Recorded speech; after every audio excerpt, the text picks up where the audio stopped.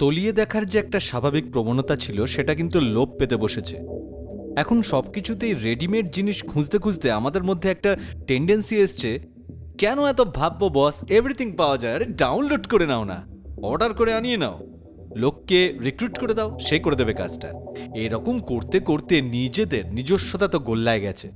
এখন বড় জোর কিছুটা প্ল্যানিং করতে পারি আর সব কিছুই বিগ বিগ টার্গেট, অথচ আমরা জানি না ওটা কিভাবে অ্যাচিভ করতে হয়। ওই যে রেডিমেড স্ট্রাকচার, দেখো না আগামী দিনে লোকে কি এক্সপেক্ট করছে। লোকে এক্সপেক্ট করছে যে আমার ছেলে বা মেয়ে অঙ্কে ভালো না, সোজা অঙ্কের ডাক্তারের কাছে যাব। হ্যাঁ, টিচার না, doctor, doctor mind it, doctor. ডাক্তারের কাছে যাব, গিয়ে কি জিজ্ঞেস করবো, ডাক্তারবাবু আমার মেয়ে না অঙ্কে বড্ড কাঁচা, আমার ছেলে না অঙ্ক মাথায় ঢোকে না। ডাক্তার বলবে নো প্রবলেম, এই একটা টেস্ট লিখে দিচ্ছি, এই টেস্টটা করিয়ে নিন, তারপর আমি বুঝে যাব যে কতটা দরকার, কতটা ডোজ দরকার। তারপর আমি একটা ক্যাপসুল লিখে দিচ্ছি, সেটা সকাল সন্ধ্যে খাবে, এবং অঙ্কের ক্যাপসুল খাবার পর তারপর দিন থেকে বাপরে বাপ অঙ্কের মাস্টার মশাই হয়ে যাবে ও নিজেই।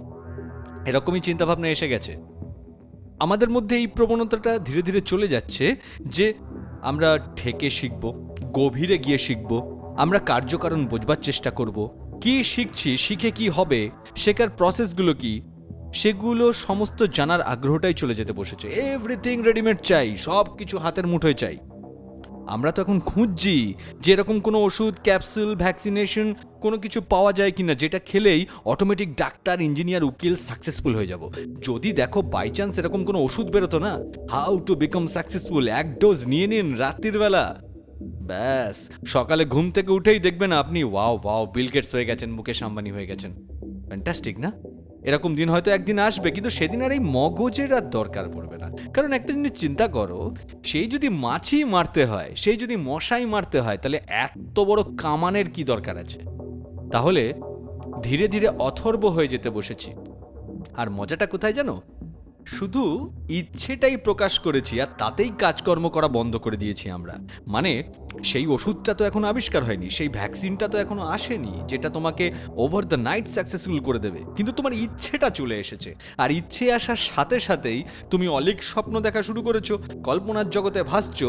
আর যেটা দরকার ছিল এই মুহূর্তে, যে যতক্ষণ না ওই ক্ষমতাটা আসছে, ওই ওষুধটা আসছে, নিজের কাজ বাপু নিজে চালিয়ে যাও, সেটা বন্ধ করে দিয়েছো। ডেফিনেটলি গোল্লায় যাচ্ছ।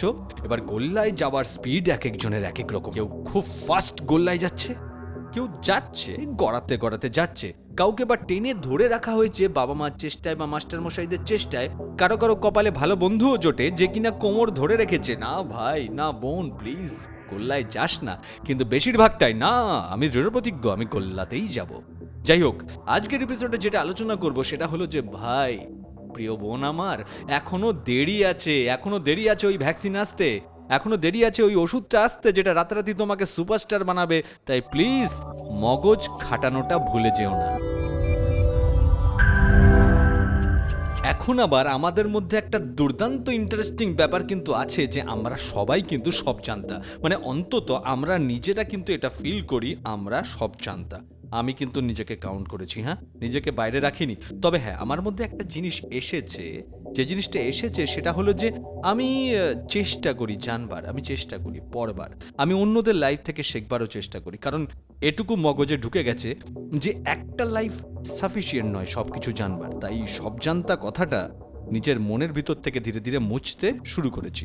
আর যারা এখনো করনি তারা জেনে নাও বস, এই সব জানতা নেচারটা কিন্তু আমাদেরকে বাঁশ দিয়ে ছেড়ে দিয়েছে। সমস্যাটা কোথায়? সেটা হলো আমরা শিখতেই চাই না। আমরা ভাব দেখাই আমরা শিখতে চাই, কিন্তু অ্যাকচুয়ালি আমরা শিখতে চাই না। আমরা শিখি না সে সমস্ত মানুষদের থেকে যারা প্রতি মুহূর্তে ঠেকে ঠেকে আটকে বড় হয়েছে। সাকসেসফুল মানুষের জৌলুসটা শিখতে চাই, তার যে যন্ত্রণার দিনগুলো, তার যে জেগে থাকা রাতগুলো, সেটুকুর প্রতি আমাদের আগ্রহ নেই, সত্যিই নেই। আমরা উপরসে একটা ভাব দেখাই যে wow he is a great struggler, she is a struggling woman, ব্যাস ওইটুকুই। ভিতর থেকে তাকে কিন্তু জানবার আগ্রহ নেই। কিন্তু তিনি কি গাড়ি কিনলেন, তিনি কি বাড়ি কিনলেন, কোথায় বেড়াতে গেলেন, তার গা হাত পা চকচক করছে কিনা, তিনি কোন কসমেটিক্স ইউজ করেন, তার হাতে ভ্যানিটি ব্যাগ কোন কোম্পানির, এটাই আমাদের ডিসকাশন। এবার কথা হলো পাবে কোথায়? আরে ভাই, মানুষ কি না পারছে? মানুষ তো রকেট সায়েন্সকেও এরপরে হোম সায়েন্সে কনভার্ট করে দেবে। আর সেখানে আমরা যদি এটা দাবি করি যে ইনফরমেশনগুলো কোথায় পাবো, আরে সার্চ করতেও কি জানি না নাকি? না, ওটাতে খাটনি হয়ে যাচ্ছে, তাই না? আরে সার্চ করে দেখো, এদের স্ট্রাগলিং স্টোরিটাও পেয়ে যাবে, এদের ফেলিয়ার স্টেপসগুলোও পেয়ে যাবে। এগুলো আমাদের কি শেখাবে সেটাই তো প্রশ্ন না? এগুলো আমাদের শেখাবে যে কিভাবে ডিপ ডাউন থটস কনজিউম করতে হয়, কিভাবে গভীরতায় ভাবতে হয়, আমাদের আশপাশের সিচুয়েশনকে স্টাডি করতে হয়, অবজারভেশন পাওয়ারটা কিভাবে আমাদের তৈরি করতে হয়, আরও ডেপথে যেতে হয়। যদি সিচুয়েশনটাই না জানি, যদি ঘটনার পরিপ্রেক্ষিতে কি কি রয়েছে কমপ্লিটলি তার ক্লিয়ার কনসেপ্ট না থাকে, আমার ভাবনাটাই তো শুরু হবে না। আমরা তো চাই বড় হতে, আমরা তো চাই এগোনোর পথটা খুঁজে বার করতে। আরে কোথায় এগোবো টার্গেটও জানি না, এটাও জানি না কোথা থেকে স্টার্ট করছি। যে সময়ে স্টার্ট করছি সেই সময়টা ঠিক এক্স্যাক্টলি কীরকম? শুধুমাত্র নিউজ পেপারের হেডিং পড়লে তো হবে না। নিউজ পেপারের ঘটে যাওয়া ঘটনাগুলোর ব্যাকগ্রাউন্ডে কি থাকতে পারে, তার ফিউচার টেন্ডেন্সি কি, ঘটনার মধ্যে কতটা যথার্থতা, কতটা তার ডেপথ, একবার তো ভাবো। এইটুকু তো ডেসক্রিপটিভ হওয়ার সময় হয়েছে, এইটুকু তো ডিটেলিং দরকার। এই খবরাখবরগুলো যদি না থাকে, সিচুয়েশনের উপর যদি আমার কন্ট্রোল না থাকে, কন্ট্রোল মিন্স যদি তুমি ভালো বা খারাপ সিচুয়েশন সম্বন্ধে ওয়াকিবহাল হও, তাহলে তো বুঝবে যে সেটা তোমার জন্য কতটা থ্রেটনিং। তারপর যখন নিজেকে স্টাডি করবে যে অ্যাম আই এলিজিবল, আমি এই সিচুয়েশনকে কন্ট্রোল করবার জন্য যোগ্য, যদি না হয়ে থাকো তাহলে সেই যোগ্যতা অর্জনের জন্য ইনস্ট্যান্ট ডিসিশন তুমি নিতে পারবে। অন্তত এটুকু তো ভাবতে পারবে যে এক্স্যাক্টলি আমার কি দরকার। সবটাই অন্ধকারে আর রাতারাতি তুমি স্বপ্ন দেখছো over the night everything will be changed. It's never possible boss. এটা তখনই পসিবল হবে যদি তুমি প্রেজেন্ট যে সিচুয়েশনের কন্ডিশনিংটা সেটা বুঝতে পারবে। একবার সিচুয়েশনের গভীরে যাও, বোঝার চেষ্টা করো, দেন নিজের দিকে তাকাও। What can you do for yourself? তোমার কি কিছু করার আছে? অনেক সময় মানছি এরকম সিচুয়েশন থাকে যে তোমার কিছু করার নেই। সেই সময় তুমি অন্তত নিজেকে সামলাতে তো পারবে, প্লাস তুমি বুঝতে তো পারবে যে এখন তোমার কার কাছে যাওয়া উচিত, কার থেকে হেল্প নেওয়া উচিত। কিন্তু সিচুয়েশনটা যদি স্টাডি না করো আর শুধুমাত্র আকাশ কুসুম ভাবো, হ্যাঁ এরকম অনেকেই তোমরা ভাবো, ইভেন আমিও ভাবতাম, এবং আমি সেখান থেকে কিন্তু উতরে আসতে পেরেছি। কিভাবে পারলাম? কারণ আমি বারবার কিছু রিয়েলিস্টিক চিন্তাভাবনা করেছি যে কোনো সিচুয়েশন হঠাৎ করে তৈরি হয় না। ন্যাচারাল ক্যালামিটিস বাদ দিয়ে বলছি, এখন তো এটাও জানা যাচ্ছে ন্যাচারাল ক্যালামিটিসের পিছনেও এই মানুষেরই হাত আছে। প্রাকৃতিক কারণগুলো যদি বাদ দাও তাহলে ম্যাক্সিমাম ডিজাস্টারের কারণ তো আমরা নিজেরাই। এটুকু আমি বুঝতে পেরেছি পড়াশোনা করে। আর এটা পড়াশোনা করবার জন্য আমাকে রকেট সায়েন্স জানতে হয় না, কমন সেন্স ডেভেলপ করতে হয়। অনেক মানুষ অনেক কিছু লিখছেন, তাদের রিসার্চে লিখে রাখছেন গুগল স্কলারে। আমাদের তো যাওয়া উচিত, সেখান থেকে পড়া উচিত, জানা উচিত, কিন্তু সেটুকু সময় নেই। আমরা তো রেডিমেড জিনিস খুঁজছি, সবই চাই প্রোডাক্ট ফর্মে। আসবেও প্রোডাক্ট ফর্মে নিশ্চয়ই আসবে, কিন্তু ততদিনে আমরা নিজে থেকে নিজেরাই নিজেদের গোল্লায় যাওয়ার রাস্তা তৈরি করে নেব। আমি বলতে চাইছি আমাদের একবার সিচুয়েশন অ্যানালিসিস করবার সময় হয়েছে। কতটা প্রবলেমে আছি এটা কোয়ান্টিফাই করার সময় হয়েছে। কেন প্রবলেমে আছি খুঁজে বার করতে হবে, ইনভেস্টিগেটর হতে হবে। আমাদেরকে জানতে হবে কোনো না কোনো একটা রিয়েলিস্টিক কজ তো থাকবেই। আর যদি এটা উপেক্ষা করতে চাও, করো boss. You are already going to hell and you will be there. এটা তোমার চয়েস হয়ে যাবে, এর জন্য তুমি কাউকে ব্লেম করতে পারো না। সিচুয়েশনকে ব্লেম করে কোনো লাভ নেই। You can blame yourself, কারণ সিচুয়েশনকে যদি স্টাডি করতে, কোনো না কোনো সলিউশন পেতে, বন্যার সময় খড়কুটোও তো আঁকড়ে ধরে মানুষ বাঁচবার জন্যে। ওই খড়কুটোটাও তুমি দেখতে পাচ্ছ না, তার একটাই কারণ, এই লেজিনেস। রেডিমেড প্রোডাক্টের জন্যে তুমি ওয়েট করে বসে থাকতে পারো ঘন্টার পর ঘন্টা, দিনের পর দিন, বছরের পর বছর। তোমার লাইফ বয়ে যাবে, অতিক্রান্ত হয়ে যাবে, বাট তোমার মধ্যে সেই ইচ্ছেটা হারিয়ে যাচ্ছে যে আমি এবার তলিয়ে ভাবি। অনেকে বলবে আমি তো ভাবি। আরে বাবা, যতক্ষণ না সলিউশন পাচ্ছ ততক্ষণ পিকচার আবি বাকি হে মেরে দোস্ত। আরো ভাবো, আরো তোমাকে ভাবতেই হবে।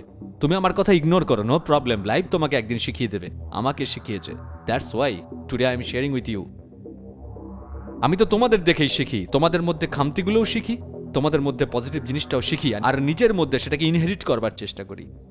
চাই কিছু ডিফারেন্স করতে নিজের সাথে, আর যখন সেখানে ফিল করি yes something is changing, something is happening to my life, তখনই তোমাদের সাথে শেয়ার করতে এসেছি। আর মজার কথা কি জানো, I am very much dynamic with the change, I accept the change. আর আমি জানি তোমার মধ্যেও লুকিয়ে আছে এটা। হোমোসেপিয়েন্স তো ভাই, চেঞ্জ হতে হতেই তো এতটা স্মার্ট হয়েছি, আর অত্যাধিক স্মার্টনেসের জন্যই আবার গোল্লায় যেতে বসেছি। তাই we have to know how to control this over smartness. Situational analysis is very much important. ঘটনার গভীরে যাওয়া, শিকড় অবধি যাওয়া, যতদূর ক্ষমতা সেটার ভিতরে ঢুকে গিয়ে বোঝার চেষ্টা করা, অ্যান্ড দেন নিজের স্ট্রেংথ অ্যানালিসিস করে সলিউশন ফাইন্ড আউট করা। আর এটা যদি না করো তাহলে ইতিহাস তোমার নাম লেখা থাকবে না বস। ইতিহাসে আমার তোমার নাম এমনি এমনি লেখা থাকবে না। ইতিহাস তাদের কথা লেখে যারা প্রতি মুহূর্তে সংগ্রাম করে টিকে থাকার, আর টিকে থাকার সংগ্রাম করবার জন্য তোমাকে গভীরে যেতেই হবে। হয়েছে বলে না, এভারেস্ট যতটা উপরে ঠিক ততটাই গভীরে। কোনো গাছ যতটা লম্বা, যতটা তার কাণ্ড লম্বা, ঠিক ততটাই তার শিকড় ছড়িয়ে আছে মাটির ভিতরে। এটা তুমিও মানো, তুমিও জানো, জাস্ট নিজের লাইফে সেটা প্র্যাকটিস করছো না। আর মজাটা হলো আমি তোমাদের থেকেই শিখছি, তোমাদের চুপ থাকা থেকেও শিখি, তোমাদের রুখে দাঁড়ানো থেকেও শিখি। You people are always awesome to me. আমি জানি তুমি করে দেখাবে, আবার তোমার থেকেই আমি শিখবো, আর সেটা আবার বাকিদের সাথে শেয়ার করব। আজকে এই পডকাস্টের যে জার্নিটা তোমরা ওয়ান্ডারফুল করে দিয়েছো। তোমাদের কাছে ভালো নিউজগুলো পৌঁছতে শুরু করেছে যে এই পডকাস্ট কিভাবে মানুষের ঘরে ঘরে গেছে। আর এখনও যারা শেয়ার করছো না, প্লিজ, ভালো জিনিস শেয়ার করতে হয়, it's a request to you, share করো।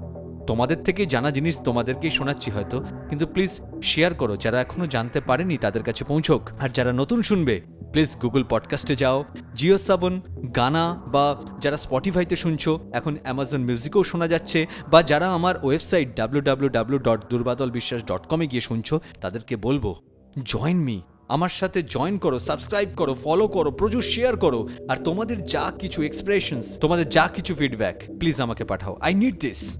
আমি তোমাদের থেকে অনেক কিছু শিখতে চাই, আর যা যা শিখবো সেটার যে রিয়াকশন, সেটার যে রিফ্লেকশন আবার তোমাদেরকেই ফেরত দিতে চাই। অসাধারণ একটা লাইফ আমাদের সবার জন্য ওয়েট করছে, যদি আমরা সবাই সবার পাশে দাঁড়াতে পারি, এবং অবশ্যই প্রথমে নিজের পাশে দাঁড়াতে পারি।